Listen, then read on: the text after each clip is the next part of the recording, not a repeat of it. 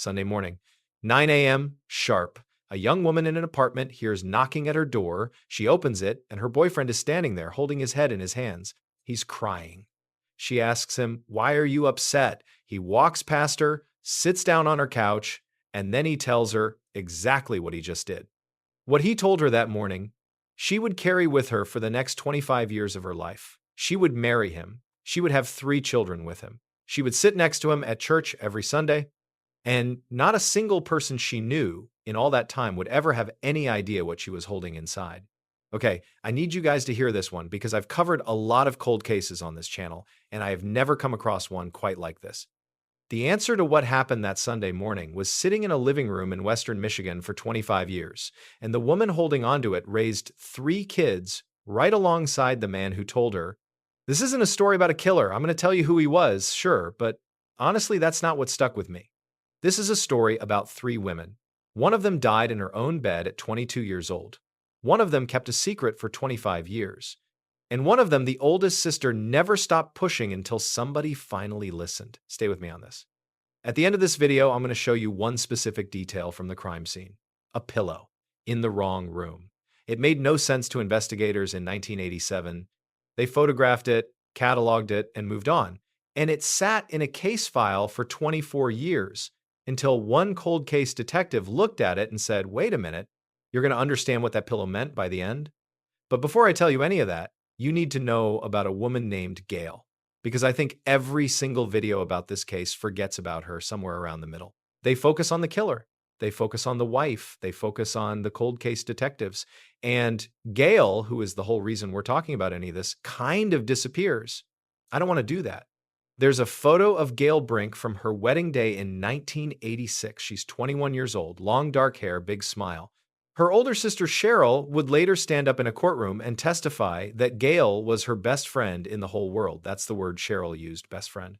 And she said it with the weight of somebody who'd been holding that grief for a quarter of a century. Cheryl said Gail had this habit, and it's such a small thing, but I can't stop thinking about it. If Cheryl was ever on the phone venting, complaining about some person at work who'd annoyed her, some situation that was bugging her, Gail would cut her off. Gently, she'd say, "Can we talk about something else?" That's who she was. She just didn't want to live in that kind of energy. Gail was born in April of 1965, right there in Holland, Michigan. Big family. And I mean big, so many kids that her mom, by every honest account anybody ever gave, just couldn't keep up with all of them. So the kids kind of raised each other. And Cheryl, the older sister, stepped up for Gail the most. She was almost like a second mom. That bond is going to matter later, I promise. Because Gail also grew up with a brother, an older brother named Ryan, who was 4 years older than she was. And according to what Ryan himself would eventually admit, under oath, in a courtroom in 2014, something happened between them when he was 12 and she was 8 years old. He called it consensual incest on the witness stand. Those are his words, not mine. She was 8, he was 12. There is no version of that where a child consents to anything, and Gail spent the rest of her short life carrying something that wasn't hers to carry. She never got the chance to tell her husband. She never got the chance to process it with a therapist. She didn't know, at 22 years old, that her brother was still thinking about it and still afraid of what she might say.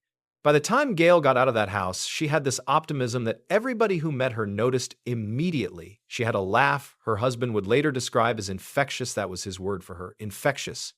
And she was 19 years old when she met him. His name was Rick Brink. He was 25. They worked at the same company. He saw her across a room, and he told his friends later that he just knew. They dated for a couple of years. They got engaged. They got married in 1986. She was 21. He was 27. And then they did the thing every young couple in small-town Michigan dreams about doing. They bought a house, a real fixer-upper out in the country, on a road called Ransom Street in a little area just outside Holland called Park Township. Rick's dad helped him with the down payment because that's what families did, and for the next 18 months, Gail and Rick spent almost every weekend working on that house. Paint, drywall, floors, fixtures. They were doing it themselves, together, slowly, weekend by weekend, building the life they'd been talking about since they first started dating. Rick was in sales, well-respected at work, had a future. Gail had her own job in the area. They had a big group of friends. Everybody who knew them said the same thing over and over. When detectives came around asking questions later, they were happy, just genuinely happy. 2 people in their 20s, married a year and a half, doing what people in their 20s are supposed to get to do. Gail didn't know that the weekend of November 21st, 1987 was going to be the last one she ever spent in that house. Nobody did. Not her husband, not her sister, not her parents, not the friends getting married that weekend who'd invited her to come celebrate. The photos from that reception exist. You can look at them. She looks happy in every single one. All right, I got to introduce you to one more person before we keep going, because she's the quiet hero of this whole story, and she almost never gets the screen time she deserves. Her name is Cheryl Murphy. I mentioned her already. She's Gail's older sister, the one who helped raise her. By 1987, Cheryl was living out of state, married, starting her own life.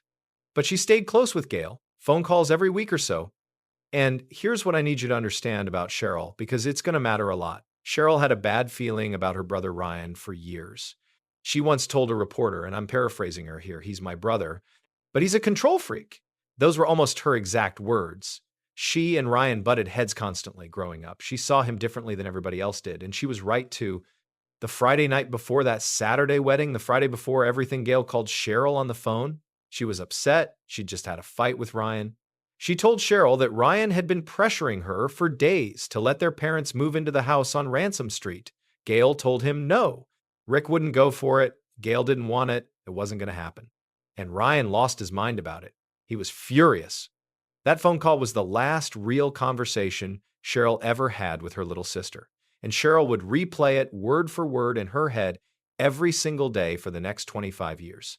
Because she'd heard something in Gail's voice that Friday. And she didn't push. She didn't say, come stay with me. She didn't say, call the police. She just said, good night. And that's the part she'd never fully forgive herself for. Okay, I want to pause here for 1 second, because what I'm about to tell you gets dark. And I want you oriented on who these people actually were before we get into the facts.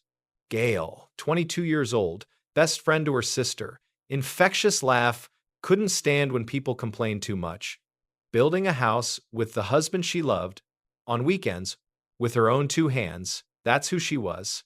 Hold on to that. Now about the brother. I'm not going to spend a lot of energy on him, honestly. You don't need a full bio. You don't need a psychological workup. You don't need me to try and humanize him.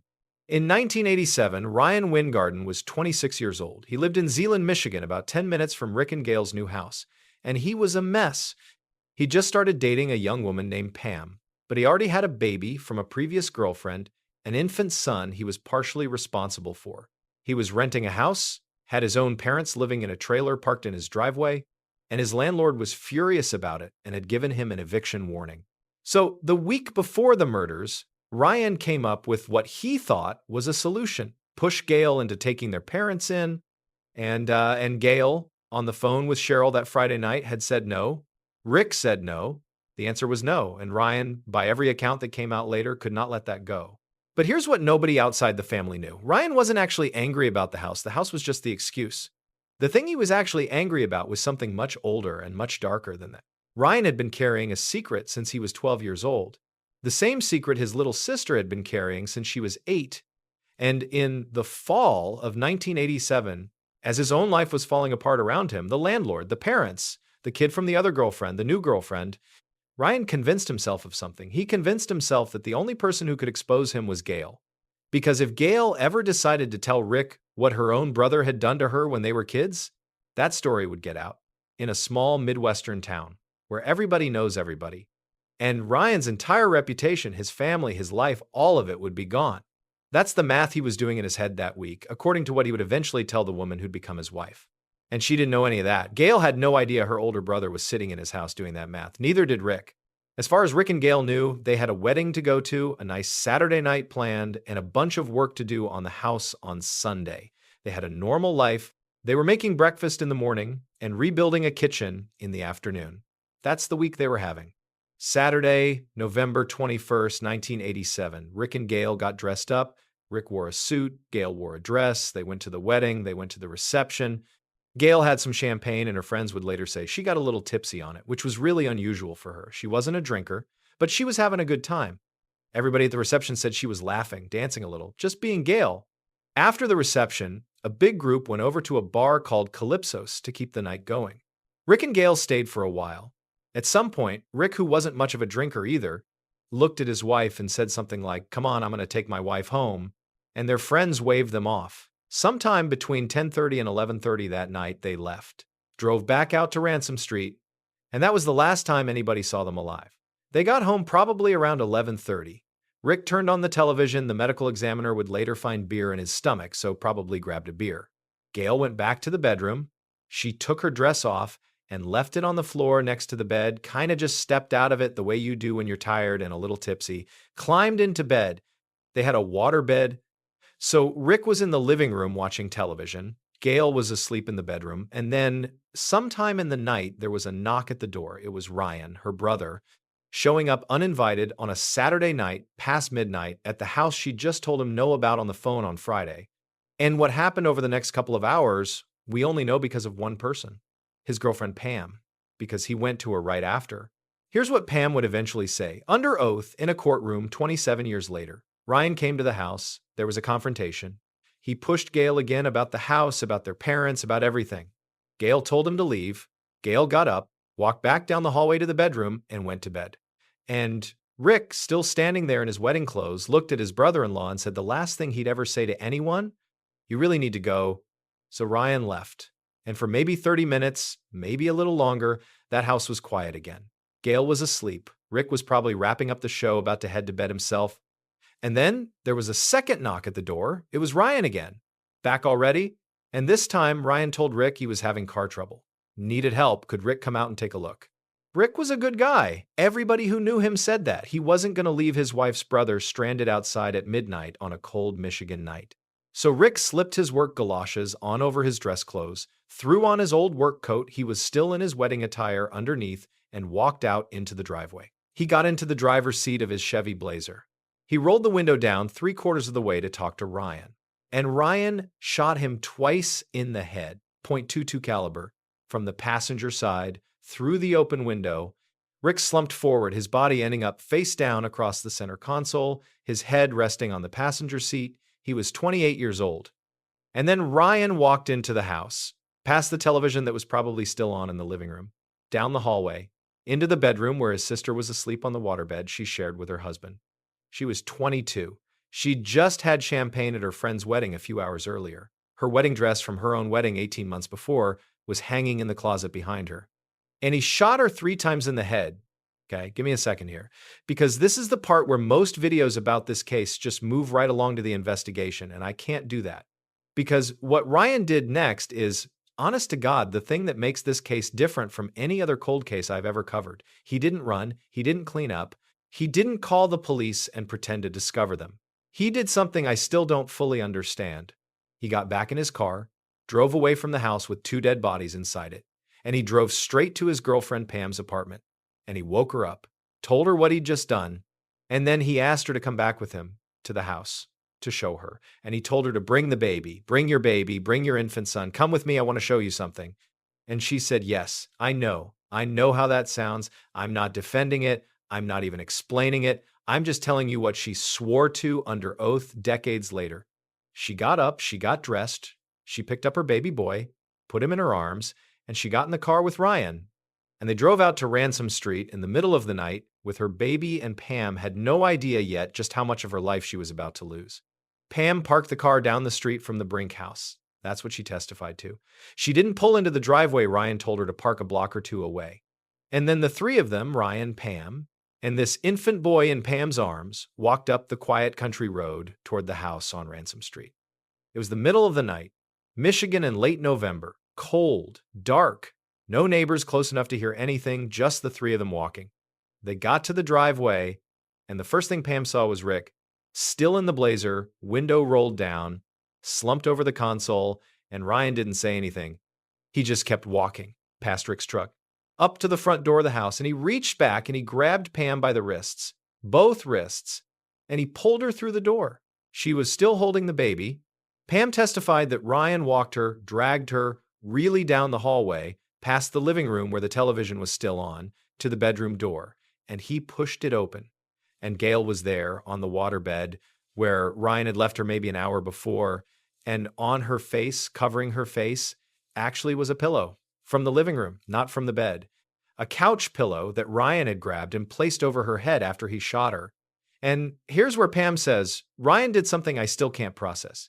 He let go of her wrists. He walked over to the bed. He reached down, and he lifted the pillow up so Pam could see Gail's face. And he said, and I'm quoting her direct testimony now, "If you go to the police or tell anybody what I did here, this could happen to you." He put the pillow back down. He walked Pam out, and she ran. She ran back to the car holding her baby, and she sat there shaking until Ryan came out a few minutes later and got in the driver's seat. And then he drove her home, and they went to sleep. And 4 days later, Pam and Ryan went to Rick and Gail's funeral together as a couple. Pam sat in a pew at the church and listened to the eulogy. And she did not say one word about what she'd seen in that bedroom. Her exact words on the witness stand. Years later, she said, "I felt like I had to brush it under the rug to not show people what I knew." Brush it under the rug, that was how she described it. A double murder with a pillow placed on a woman's face, and Pam's way of dealing with it was to brush it under the rug. She was 21 years old, she had a baby, she was terrified, and she stayed. She not only stayed, she married him. She had 3 more kids with him. She worked full-time while Ryan stayed home and homeschooled the children. He became religious, started going to church every Sunday, sang in the congregation. Their neighbors in Zeeland, Michigan thought they were a nice, quiet, church-going family. Nobody suspected anything for a quarter of a century, while Pam knew every single day exactly what her husband was. And this is the part I have to say out loud because I've been thinking about it a lot while making this video. I am not here to judge Pam. I'm really not. Because I don't know what I would have done at 21 years old with an infant in my arms and a man standing in front of me who'd just shown me 2 dead bodies and told me I could be next. I don't know. I hope I'd have had the courage to run, but I don't know. What I do know is that Pam was also a victim of what Ryan did that night. Not in the same way Gail was, not remotely, but he took something from Pam too. He took the next 25 years of her life and made her an accomplice to her own silence. And that's a form of violence that doesn't get talked about enough. Okay, moving on. Back to the Sunday morning when the bodies were discovered. Except they weren't. Not that Sunday. Rick and Gail's bodies sat in that house all day Sunday. Nobody knew. Ryan knew. Pam knew. Nobody else. Monday morning rolled around. Rick didn't show up to work. His employer, a man named Don Hiringa, called Gail's workplace to see if Gail had come in. She hadn't. Rick's parents got a phone call, and Rick's mom, a woman named Gail Brink, decided she'd drive over to the house and check on her kids. Don Hiringa, their employer, went with her. He'd actually later testify at the trial. He said, "The first thing I saw was Gail Brink coming out of the door with a look of sheer panic on her face, and I knew there was some extreme trouble. A mother coming out of her son's house on a Monday morning at 11 a.m., having just discovered that both her son and her daughter-in-law were dead. I can't. I genuinely can't with that image." The call went out. Ottawa County Sheriff's Department showed up. The first responding officer took one look at the scene and called in a detective. Rick was face down in the Chevy Blazer, shot twice in the head, windows still rolled down. Inside the bedroom, Gail was on the waterbed. She'd been shot 3 times, and sitting on top of her face, placed there carefully after she was already dead, was a pillow from the living room. The detective who caught the case was a man named Lauren Wassink. He'd been on the force 24 years by that point. And he would later say, in interviews years down the road, that this was the case that stuck with him the most out of any he'd ever worked. More than any gang shooting, more than any domestic, more than any drug hit, this case with the young couple in the country house is the one that followed him home at night for the rest of his career. Wassink walked the scene, cataloged everything. The bullet casings were gone, which told him the shooter either cleaned them up or used a revolver. The window in the Blazer was rolled down 3/4, which told him Rick either knew the person who showed up or he was going to help them with something. Gail had taken her dress off and gotten into bed, which told him she'd been asleep when she was shot. There was no sign of forced entry at all. Rick's wallet was sitting open on a dresser. There was $400 in cash in a drawer. Gail's purse was there, everything still in it. Nothing taken, nothing disturbed. This was not a robbery. Whoever did this had come to that house specifically for Rick and Gail Brink. And the way it was done, execution style, 2 in the head for Rick, 3 in the head for Gail, told Wassink one thing. The shooter knew them. So Wassink did what good detectives do. He worked outward from the inner circle, interviewed the family, interviewed Rick's brother, a guy named Bud Brink, interviewed Gail's whole family, including her older brother, Ryan. Ryan was interviewed within days of the murders, and he said all the right things. He was devastated. He loved his sister. He couldn't imagine who would do this. He actually gave a quote to the local paper, the Holland Sentinel. Here's what Ryan said to the Holland Sentinel for publication in November of 1987, 4 days after he himself had killed Rick and Gail. Quote, "They were the nicest people in the world. I've never seen a couple get along better than they did," end quote. He gave a grieving brother interview to the local newspaper about the couple he had murdered, and nobody who read it thought anything of it. He was just Ryan. The brother, okay, I need to stop here for a second because I want to make sure you're tracking what's happening. Ryan was on detectives' radar within the first week. His own sister, Cheryl, the proxy victim I keep telling you about, went to investigators early on and told them something he'd said to her at the funeral, something that stopped her cold. Ryan had looked at Cheryl a few days after the funeral and said, "Sometimes I wonder if I could have done it. Sometimes I wonder if I could have done it." That's what her brother said to her the week after his sister was killed.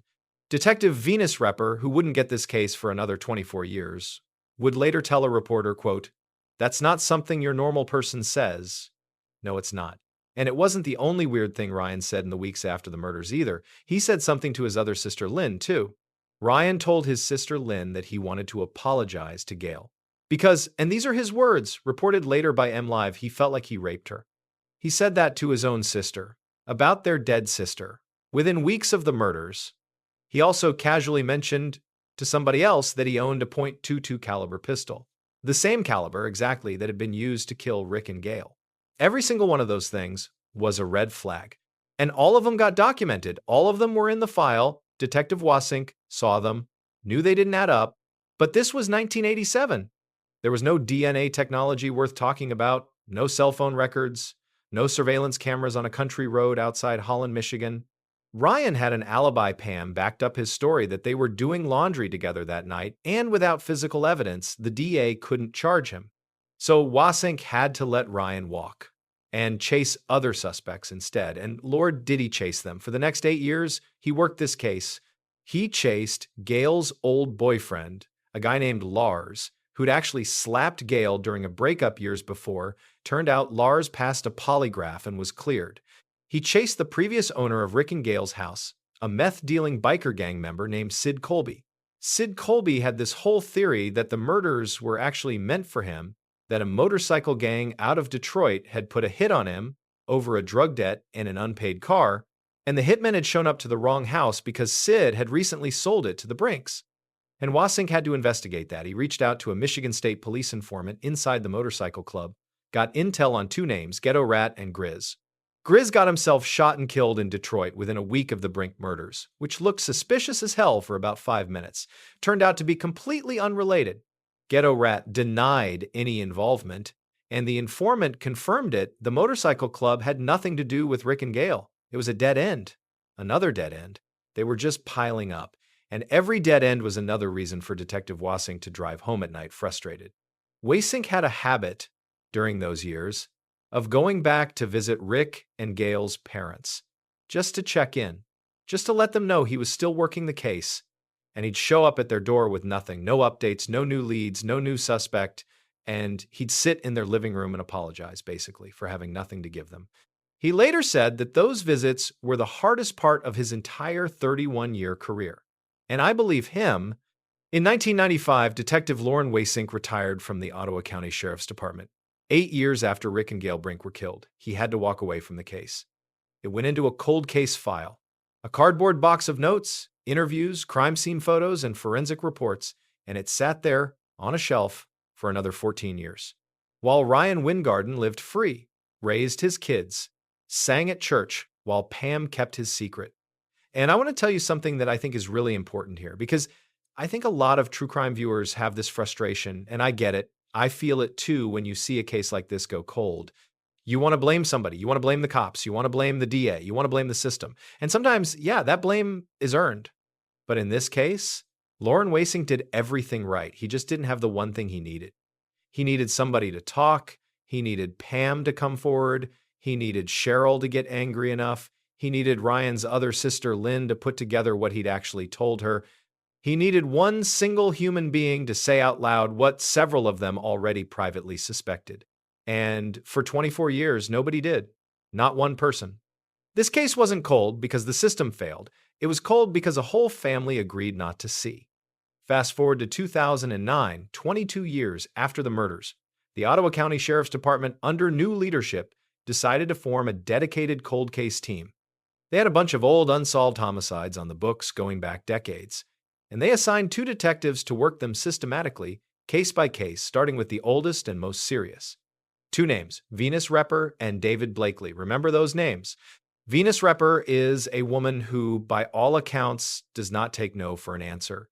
And David Blakely is one of those old school detectives who knows how to read a room. They made a good team. They pulled the Brink case file off the shelf in 2011, 24 years, after Rick and Gail had been killed, and they sat down with the cardboard box and started from page 1. And they noticed something that Wassink had noticed decades earlier, the pillow from the living room sitting on Gail's face in the bedroom. It's in the crime scene photos, it's in the evidence log, it's in the original report, but nobody in 24 years had been able to explain what it meant. Venus Repper looked at it and said what a mother would say. She said that pillow was put there by somebody who didn't want to see her face, somebody who loved her and didn't want to look at what he'd done. That was the moment the case cracked open. Not with DNA, not with a cell phone record, not with some hotshot new forensic technique, with a woman looking at a crime scene photo and understanding emotionally what she was seeing. A pillow placed gently by a hand that had just shot a sister 3 times in the head. Somebody in that family did it. Somebody who couldn't bear to look at her afterward. That narrowed the suspect list down to about 6 people. Repper and Blakely started re-interviewing everyone. Cheryl Murphy, Gail's other siblings, cousins, Rick's brother Bud, the old friends, everybody who was ever in that family's orbit in 1987. And this time, 24 years later, things had changed. People's loyalties had shifted. People had kids of their own now. People had gotten divorced, gotten sober, gotten therapy, gotten older. People were ready to say things they'd swallowed for decades. Cheryl Murphy was one of the first. She sat down with Venus Repper and gave her a list. Not a casual list, a written list. Because another detective, before Repper had even gotten the case, had asked Cheryl to write down anything she remembered about Ryan that had seemed off over the years. And Cheryl had taken that seriously. She'd filled pages. Every weird comment, every cold statement, every time she thought something's wrong with my brother. And on that list was the thing Cheryl had never told the original investigators. She'd never told Wassink. She'd been too close to it back then, too shocked, too young, too scared. But now she said it. She told Repper and Blakely that Gail had called her the Friday night before the murders. She told them about the fight with Ryan, the pressure about the parents moving in, Gail's voice on the phone, Ryan's rage, all of it. And here's what got Repper's attention. On Cheryl's list was also this: the day after Rick and Gail's bodies were discovered, before the funeral, Ryan showed up at his sister's house, crying. He asked Cheryl to come for a drive with him, and he took her to a park, and he sat in the car, and he cried, and he told Cheryl what a terrible person he was. He kept saying it over and over. What a terrible person he was. And Cheryl told Repper, I was afraid he was going to tell me he killed her. That was the word she used, afraid. She was afraid in 1987 that her own brother was about to confess to killing their sister. And when Repper heard that, she leaned in. She said, what did he actually tell you? And that's when Cheryl told her the thing that blew this case wide open. The thing nobody had known for 24 years. Cheryl said Ryan had told her that day in the park that he'd had a sexual relationship with Gail when they were teenagers, that it had happened more than once, and that Gail hadn't been willing. That was the word he used, apparently. Willing. She hadn't been willing. Cheryl had sat in that car, listening to her brother describe what he'd done to their little sister, and she'd been too stunned to respond. And she'd never told anybody until Venus Repper. That was the aha moment. That was the motive Wassink had never been able to find in 1987. That was the reason Ryan had shown up at Ransom Street with a .22 caliber pistol in the middle of the night. Not the house, not the parents, not the landlord. All of that was the excuse. The real reason was that Gail knew something about him, and Ryan had convinced himself she was about to tell Rick. So he ended her first. I've been holding this part for a while, and I need to say it now, because everybody watching has been forming a theory about this case in their head, and I want to be honest about what the theory probably is. You're probably thinking, okay, jealous brother, family secret, classic true crime motive, neat, tidy, case closed. Except that's not actually what the biggest revelation in this case was. The biggest revelation was not the motive. Stop for a second, because what I'm about to tell you changes the meaning of everything I've already told you. The biggest revelation of the cold case reinvestigation wasn't that Ryan did it. Pretty much everybody in that family, once Venus Repper started interviewing them, admitted they'd suspected Ryan for years. The aunts, the sisters, the cousins, they'd all privately wondered. Some of them had even said it out loud to each other at family dinners. The biggest revelation was that Pam, the wife, the mother of three, the quiet church-going housewife who'd been married to Ryan for 25 years, Pam had known, from the very first morning, from 9 a.m. on Sunday, November 22nd, 1987, when Ryan knocked on her apartment door holding his head and crying. Pam had known. And Pam had not only known Pam had been there, she'd seen the bodies. She'd walked into that house with her infant son in her arms. She'd seen Rick in the Blazer. She'd seen Gail on the waterbed. She'd seen the pillow. And Ryan had lifted that pillow for her, deliberately to show her what he was capable of, to make sure she never opened her mouth. And then the two of them had gone to the funeral and dated and gotten engaged and married and had 3 children. And the secret had lived inside her for a quarter of a century. That's the revelation. That's the thing Cheryl didn't know. The detectives didn't know. Rick and Gail's parents didn't know. Lauren Wassink, in his retirement at home, didn't know.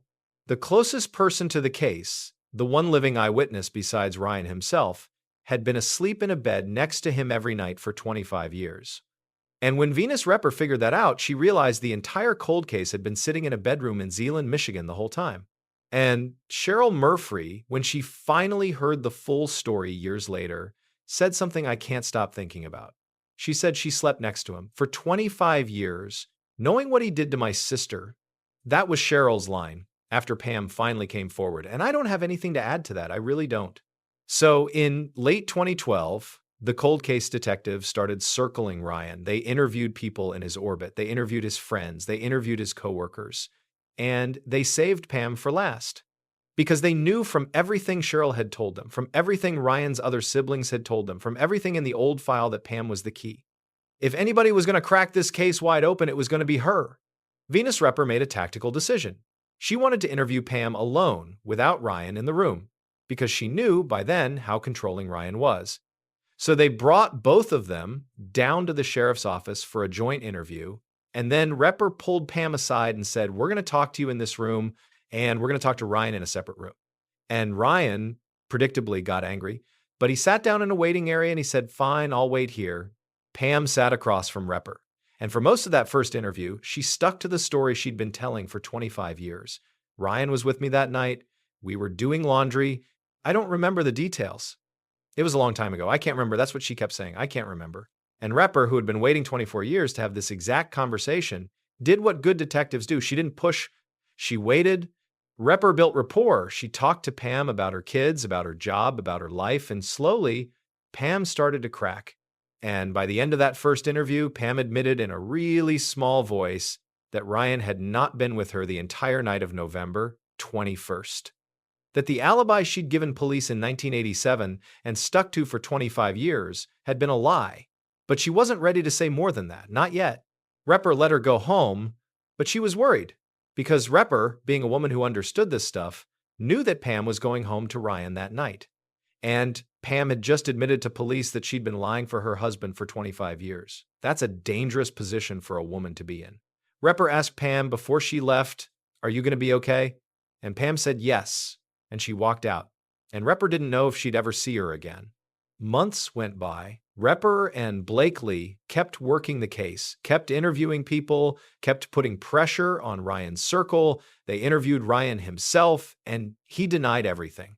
He even admitted to the detectives, after they pushed hard enough, that he'd had a sexual relationship with his sister when they were kids, but he called it kids' play. Those were his words, kids' play. And he refused to admit anything about the murders. And that was that. But behind the scenes, Pam was unraveling. She'd started going to therapy. She'd started telling her own family members bits and pieces of what she knew. And in January of 2013, after 25 years of silence, Pam made the phone call. She called the Ottawa County Sheriff's Department. She asked for Detective Repper. And she said the words Repper had been waiting to hear since the moment she'd opened that cardboard box. Pam told them everything. The knock on her apartment door that Sunday morning at 9 a.m., the confession. Going back to the house, seeing Rick in the Blazer, walking down the hallway with her wrists being pulled, Seeing Gail on the bed, seeing the pillow, Ryan lifting it, the threat.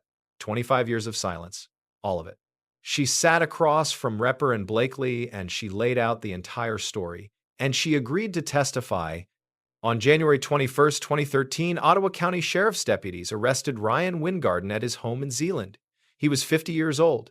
He had been a free man for 26 years after killing his sister and her husband. He was denied bail, sent straight to county jail, and charged with 2 counts of first-degree premeditated murder. The local news crews showed up to cover the story. The headline in the Holland Sentinel the next morning was one line: brother arrested. The trial started in March of 2014, Ottawa County Circuit Court in front of Judge John Hulsing. The prosecutor was a man named Lee Fisher. The defense attorney was David Hall. And the whole thing lasted about 2.5 weeks. And I want to walk you through the parts that matter, because some of the testimony from that trial is honestly some of the wildest courtroom material I've ever read for this channel. Cheryl Murphy took the stand first. She told the jury about Gail that Gail was her best friend, that Gail had that habit of not wanting to dwell on negativity, that Gail would always redirect the conversation. She testified about the Friday night phone call, about the fight with Ryan, about the drive in the car days after the funeral when Ryan had basically confessed to the sexual abuse. She held it together. She told the whole story, and then she sat down. Rick's brother, Bud Brink, took the stand next. Bud had been carrying his own grief for 26 years. He testified about Father North, the priest who gave the eulogy at Rick and Gail's funeral in 1987. Bud told the jury Father North started the funeral by saying, and I'm quoting Bud directly here, "This is not the work of the Lord, this is the work of the devil." That was the opening line of the funeral. Bud never forgot it. Don Hiringa, the employer who'd driven out with Rick's mother to the house that Monday morning, testified. He described Isla Brink coming out the front door with, quote, a look of sheer panic on her face. He said he knew in that moment, before anybody had told him anything, that something terrible had happened inside that house. He was the first non-family adult to process that scene, and he carried it with him for the next 27 years. Then Pam took the stand, her own husband sitting 20 feet away, staring at her, and she cried. A lot, but she told the story, every piece of it. She described the morning Ryan showed up at her apartment. She described walking into the house at midnight with her baby. She described Ryan grabbing her wrists. She described seeing Gail. She described the pillow. She described the threat.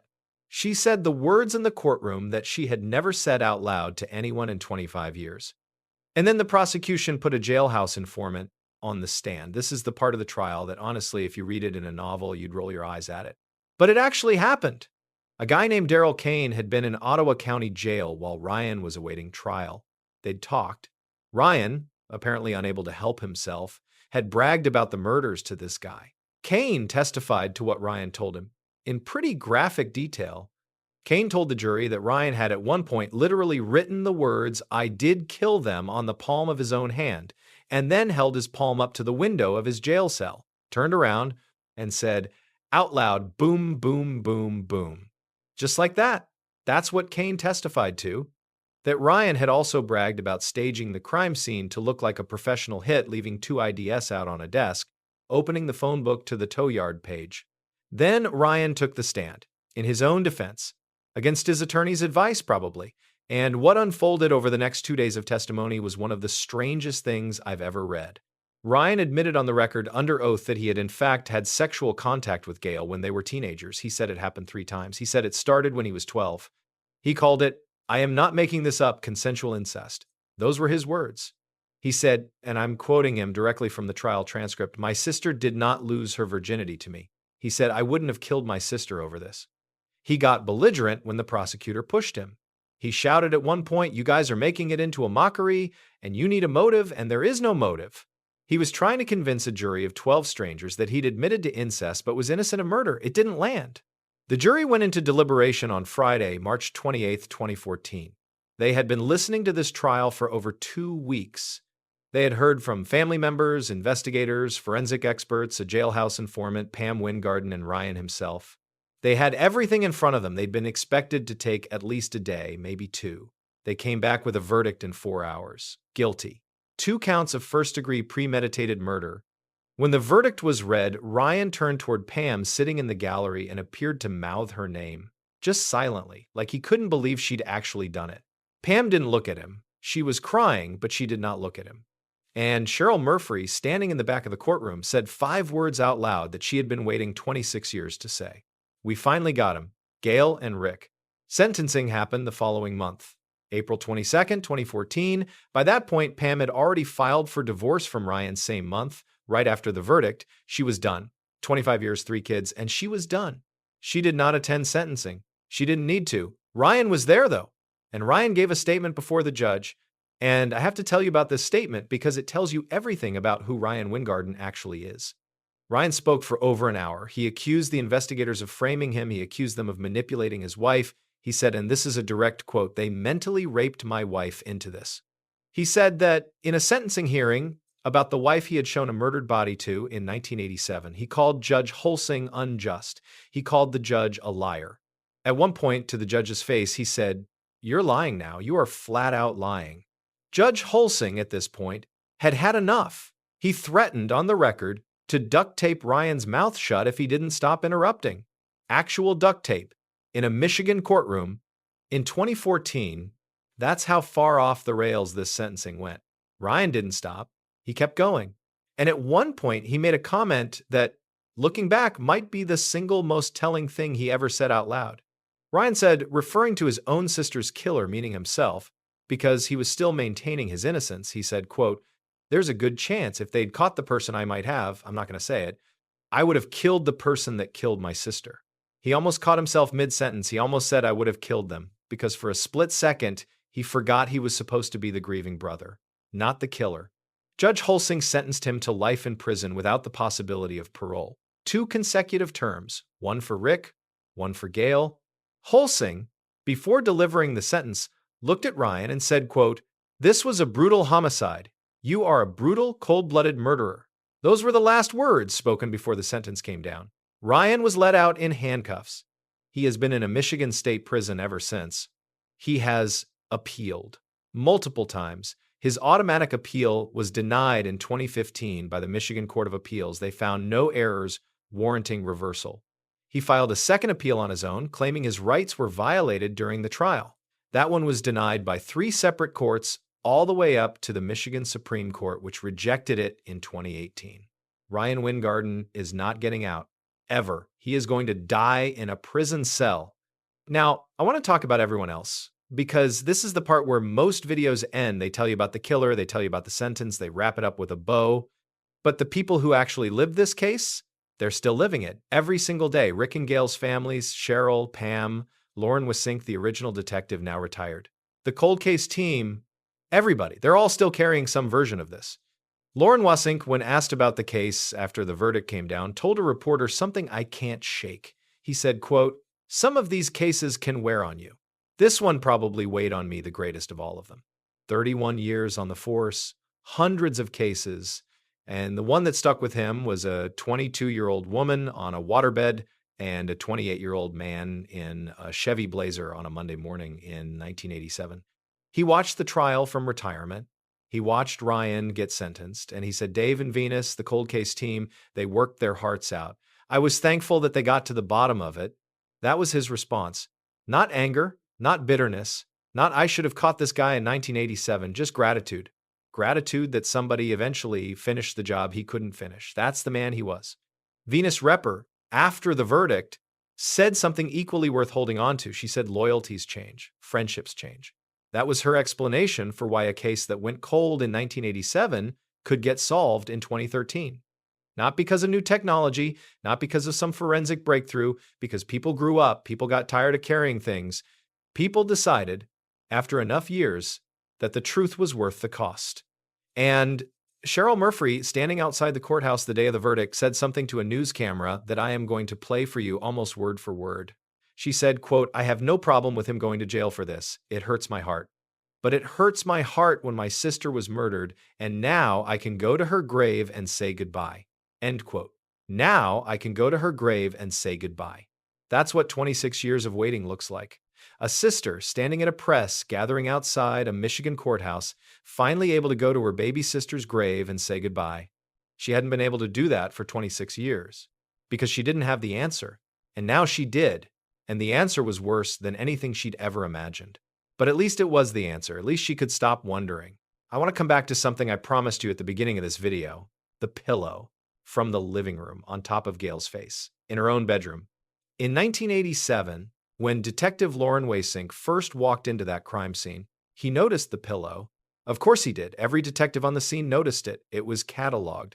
It was photographed. It was the thing that didn't fit, and nobody in 24 years could make sense of it. It wasn't until Venus Repper looked at those crime scene photos in 2011 and said somebody put that there because they didn't want to look at her that the pillow started to make sense. Repper had the instinct, but she didn't yet have the full picture. She didn't know yet what Pam was eventually going to tell her. That the pillow wasn't just a gesture of shame from a killer who couldn't look at what he'd done. The pillow was a prop, a threat, a piece of theater. Ryan had left it there specifically so he could lift it up in front of Pam 2 hours later and make his point. He didn't put the pillow there to hide Gail from himself. He put it there to have something to lift up, to show his new girlfriend, to make sure she understood exactly what he was capable of. The pillow wasn't about Gail at all. The pillow was about Pam. And once you know that, once you really sit with that, the whole crime scene changes shape in your head. Ryan didn't kill his sister in a moment of panic. He didn't kill her in a blind rage. He killed her, got in his car, drove to Pam's apartment, woke her up, brought her baby, drove her back to the house, and walked her through the scene he had just created. Like a tour, like a warning, like a man staking a claim on the next woman in his life.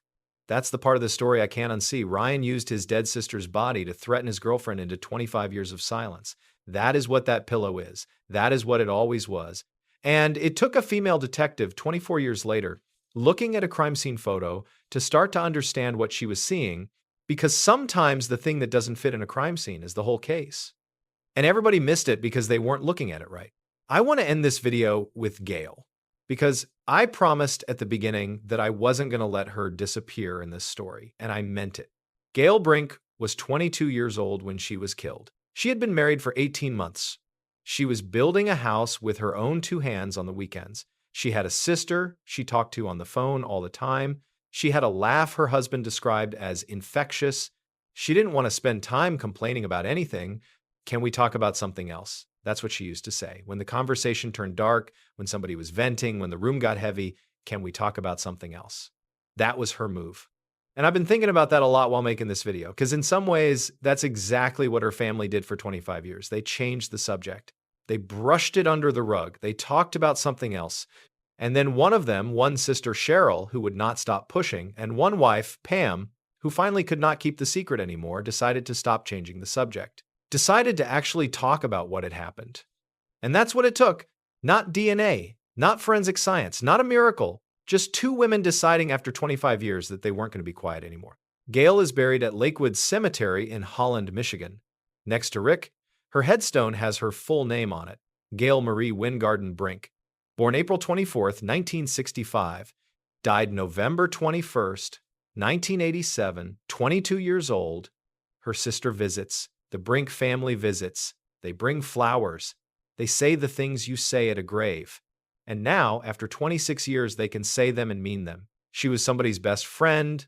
She had an infectious laugh. She didn't like to dwell on the dark stuff. And she deserved every single year that was taken from her, every one. That's where I'm going to leave it.